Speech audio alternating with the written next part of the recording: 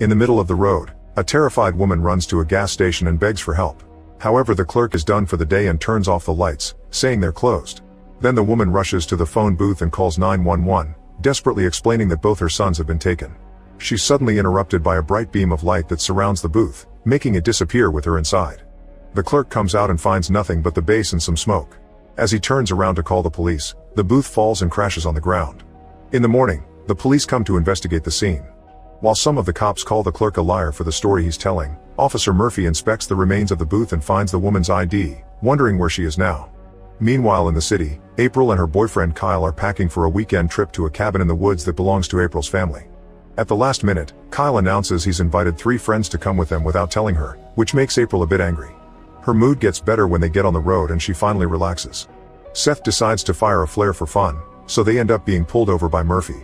When he hears where they're going, he warns them that there have been unusual disturbances in the area like break-ins and animals being killed, so they should be careful.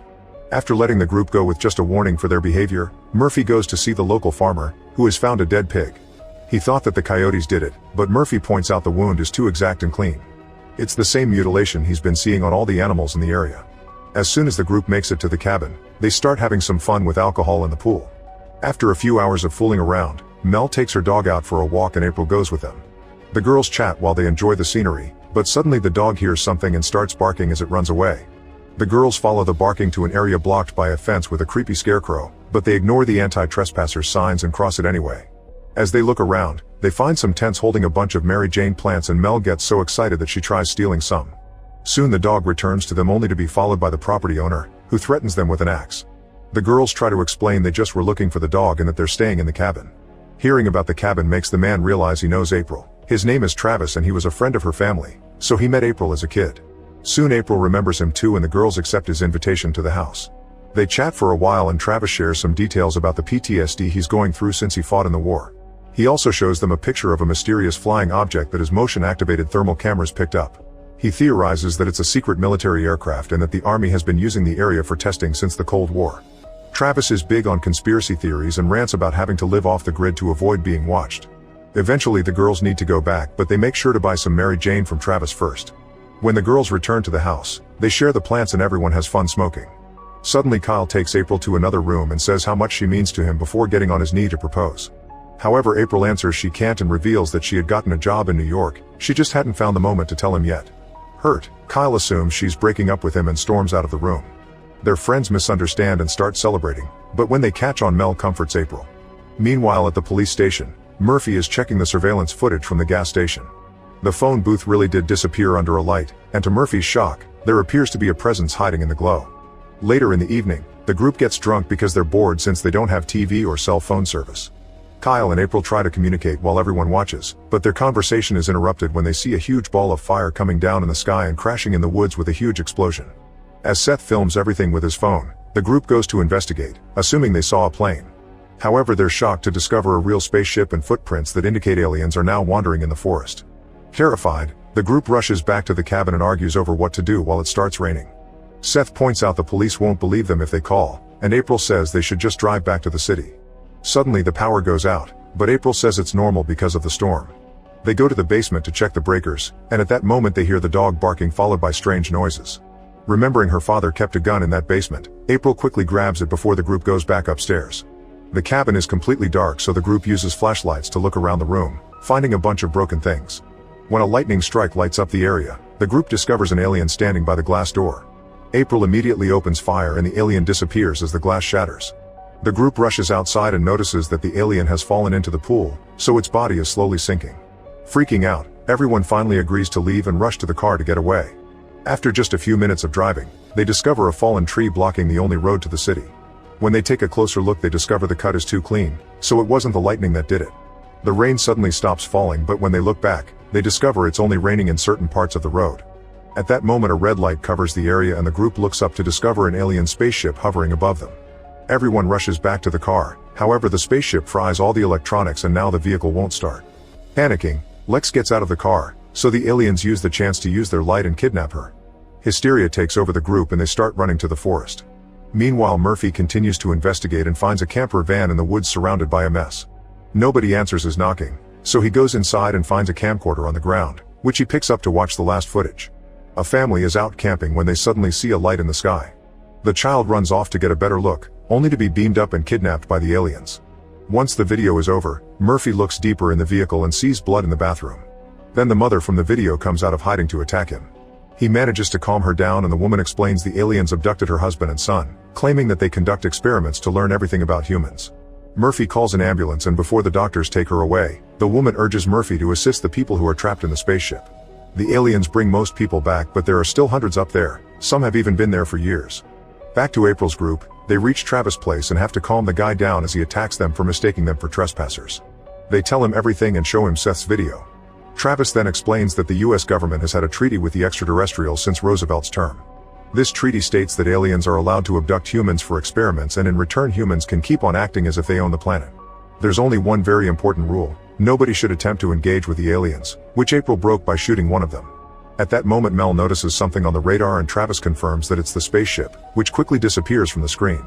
Travis says that means it landed. Suddenly the lights go out so everyone starts running except for Travis, who tells them how to get back to their cabin while he stays to fight. He finds a hole in one of his tents and as soon as he hears the alien moving in the darkness, he opens fire. There's no alien body around, so next Travis hides under a table and looks around with his flashlight. When he sees the alien jump above him, he opens fire again and hears the creature's body fall before some nasty alien goo falls on his face. Thinking it's over, Travis comes out of hiding, only for another alien to grab him. In the meantime April's group makes it to the cabin and starts boarding up all the windows. A strange noise can be heard outside and April peeks through the peephole only to find an alien standing at their doorstep at the same time that very bright lights shine through the windows. Seth panics and opens fire, almost hitting Murphy and his partner Mitchell when they suddenly burst in. The cops immediately handcuff Seth and interrogate the group, not believing their story when they smell the Mary Jane in the room.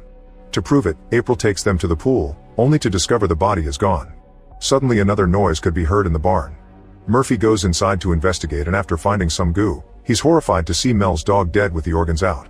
At that moment an alien runs past him and jumps out the window, so Murphy tries firing but misses all the shots.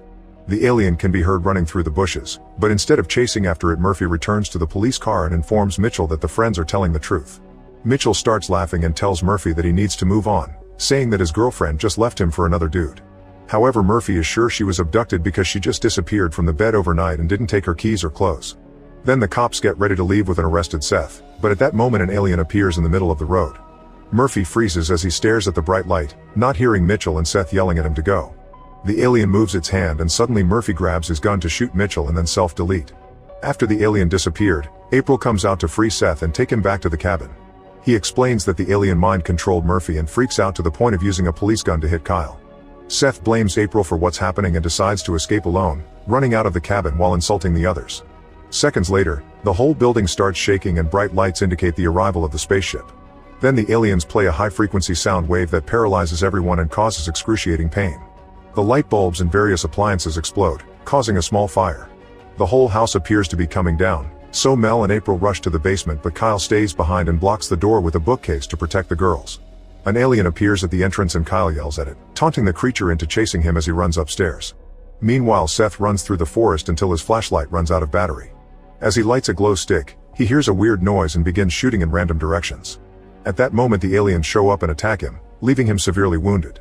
Seth manages to crawl away and handcuffs his arm to the tree, but this isn't enough and the light takes him anyway, leaving his arm behind.